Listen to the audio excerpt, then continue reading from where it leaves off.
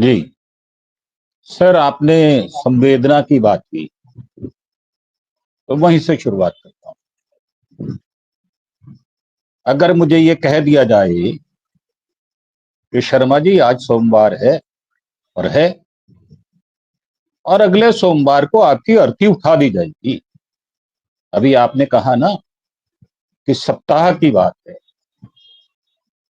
अगला सोमवार आपकी जिंदगी में नहीं आएगा, तो संवेदनशील तो होना पड़ेगा।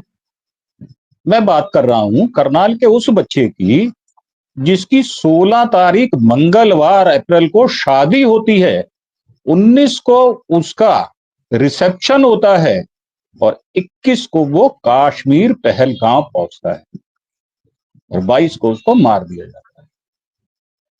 तो पहली बात तो यह है कि मुझे ना तो ये घटना लगती है और ना दुर्घटना लगती है।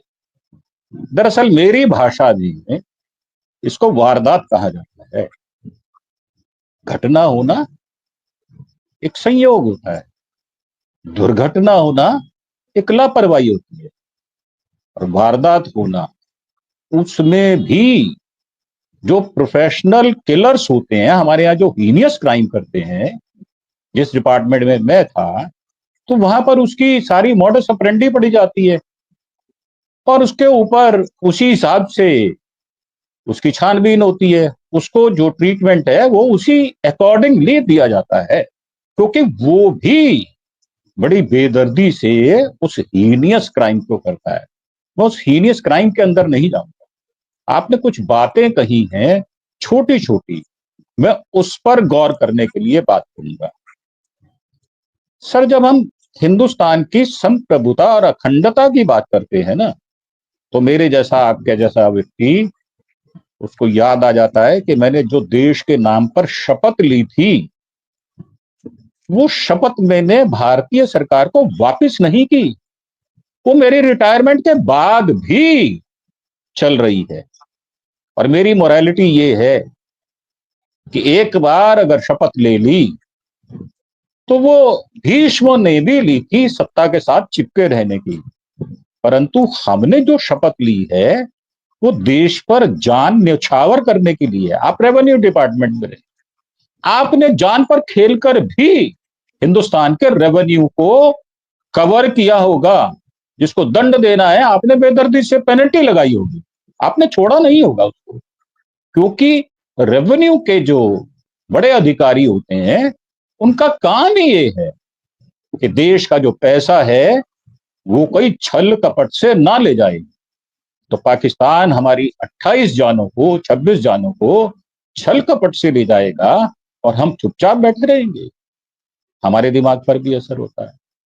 हाड़ मास के हम भी हैं, बेटा बेटी हमारे भी हैं, बहुएं हमारे भी हैं, धोते पोते भी हैं। उस बाप की बात करता हूं जिसने बड़े शौक से शादी की थी। सोचा था उसने कि क्या हो जाएगा।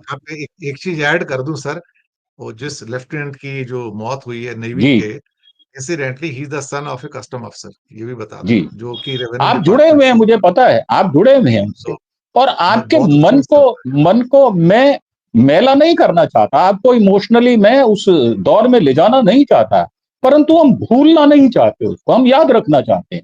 जब हम बात करते हैं तो आप जैसे मेरे जैसे आदमी का रोए खड़े हो जाते हैं, क्योंकि हमने देश के साथ हमेशा वफादारी की है, अपना खून देकर भी वफादारी की है।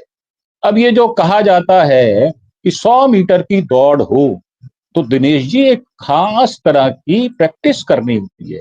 वो 60 सेकंड की होती है, 55 सेकंड की होती है, और एक खास पोजीशन लेनी होती है, उस पोजीशन में बैठना होता है। फायर करने वाला उससे पहले वार्निंग देता है। वो जब लास्ट वर्ड अपना बोलता है तो दम छोड़कर वो दौड़ करने वाला भाग पड़ता है। उन्हीं 50, 55, 60 सेकंड में उसको वो दौड़ जीतनी होती है, और ओलंपिक में तो और भी ज्यादा मुश्किल हो जाता है। तो मेरा मानना यह है कि इस समय हम भारतीय होने के नाते हमारा एक एक पल, एक एक सेकंड जान सकते में है। हम एक एक पल का इंतजार कर रहे हैं कि कब हमारे बच्चों का बदला लिया जाएगा। ये बात ठीक है कि हमने 16 चैनल बंद कर दिए, ये बात ठीक है कि हमने जल प्रबंधन को बंद करने की घोषणा कर दी। अभी जल प्रबंध बंद नहीं हुआ और बंद हो भी नहीं सकता। ग्राउंड जीरो पे सभी को पता है कि ये नल का नहीं है मेरे बाथरूम का जिसको बंद कर दिया जाएगा। परंतु इस तरह की तैयारी, अभी आपने कहा जैसे कि कुछ तैयारी इस तरह की भी होती है जो पैसे की होती है। आपने कुछ कहा जो राजनयिक तौर पर कूटनीति होती है, विदेश नीति में भी हमें साथ लेना होता है। ये विदेश नीति ही है जो हमने काबुल में अपने 4 रिप्रेजेंटेटिव भेजे हैं, इसलिए कि पाकिस्तान को 3-4 तरफ से घेरा जा सके।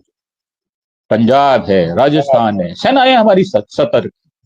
वैसे भी जब हमारे घर में कोई दुख आ जाता है तो आपने देखा होगा पूरा परिवार नहीं, पूरा कुटुंब इकट्ठा हो जाता है। और ना भूले, अभी एक हमारा जवान बीएसएफ का वहां पर पकड़ भी लिया गया। मैं हिस्ट्री पढ़ रहा था। नॉर्मली क्या होता था, पाकिस्तान उसको वापस कर देता था सिर्फ उसके वेरिफिकेशन करके। वो भी हमें नहीं बोलना चाहिए, क्योंकि बहुत सारे ऐसे हमारे जवान है जो पकड़े गए हैं और उनके हाथ पैर भी काट दिए गए। अब बात करते हैं पहलगाम। अब पहलगाम में इतना बड़ा हादसा हुआ, कहीं ना कहीं तो भूल है, और भूल की चर्चा ना हो ऐसा भी मुश्किल है। भूल की चर्चा होगी पर हम उस पर रुके नहीं रहेंगे। एक बीच में प्रार्थना कर देता हूं, जैसे कि जो चैनल हमें पता है डिक्लेयर्ड है ये गोदी मीडिया है, उनसे अच्छे की अपेक्षा करना ये बेईमानी होगा। वो अपना काम करें, खूब जोर शोर से करें। आप और मेरे जैसे जो लोग हैं, या जो विनय भाई साहब के जैसे या दुबे साहब जैसे एक्सपीरियंस हैंड लोग हैं, वो हमेशा संतुलित रहेंगे, शांत रहेंगे। भले ही दिल के अंदर कितने तूफान उठते हो, कितना बलबला उठता हो, परंतु हम वो बात नहीं कहेंगे। तो मेरी एक प्रार्थना है, जो भी आपके इस प्रोग्राम को सुन रहा है वो हिंदू मुसलमान की बहस से दूर रहें। आपने देखा है कि मैं कहता हूं मैं पंजाबी हूं, मेरी पंजाबियत है, मेरा विरसा है, और कश्मीर ने आज दिखा दिया कि उसकी भी कश्मीरियत है, उसका भी विरसा है, वो भी एक ऐसा रंग है, चाहे वो केसर का हो चाहे वो फूलों का हो। वो मधुर रंग होने के साथ साथ भारत के साथ वफादारी का भी रंग है। और भारत, मुझे लगता नहीं है कि एक हफ्ते में छोड़ देगा उनको। ये जो वारदात हुई उसके बाद एक सप्ताह बीतने वाला नहीं है। ये बात ठीक है कि कुछ देश की जो घटनाएं होती हैं उनको भी मद्देनजर रखना होता है। जैसे 5 मई को हमारे वक्फ बोर्ड का फैसला होने वाला है, तो सब चीजें साथ चलती हैं। अब कहने को तो हमारे एक बिहार के एक्स सीएम साहब हैं, वो दिल्ली में बिहार के चुनाव की बात करने आए हैं कि सब चीज साइमल्टेनियस चलता रहता है, जिंदगी चलती रहती है। परंतु कोलाहल जो मन का होता है और तैयारी का जो होता है वो कभी भी समाप्त नहीं होता, वो निरंतर हम 10 हाथों से काम करते हैं। और आपने देखा जब मुश्किल होती है तो हम 8 घंटे नहीं, 10 घंटे नहीं, 14 घंटे नहीं, आप जैसा आदमी तो एयरपोर्ट पे 24 घंटे रुका है और आपने जाग जाग कर भी काम किया है। तो आज देश को जरूरत है हम जैसे लोग जो एकता की बात करते हो, जो देश की बात करते हो, जो अखंडता की बात करते हो, जो संप्रभुता की बात करते हो। तो मेरा मानना यह है कि विश्वास भी बहुत बड़ी चीज होती है। हमें मोदी साहब के ऊपर इस इशू पर पूर्णतः निर्भर रहना होगा। और हम जानते हैं कि उनके दिल में भी कोलाहल है। ये बात दूसरी है कि कहीं ना कहीं उनके दिमाग में भी होगा कि अगर मैं फेल हो गया तो बिहार का क्या होगा। चुनाव है, चुनाव समय पर होंगे, परंतु ये कह देना कि उसकी वजह से इस पर एक्शन नहीं लेंगे तो मैं इसको बेईमानी मानता हूं। मैं ये मानता हूं कि मेरे देश का 146 करोड़ इंसान देश की अखंडता के लिए लड़ जाएगा। मैं आपको एक आज घोषणा करके बात कहता हूं, इस उम्र में भी अगर देश को मेरी जरूरत है तो मैं अपना घर परिवार छोड़कर वहां जा सकता हूं।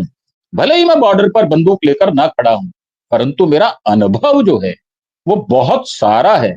जीवन में बहुत सारे डिसिप्लिन के साथ चले हैं। और आज भी जो मेरी जान पहचान के जो मेरे जूनियर्स हुआ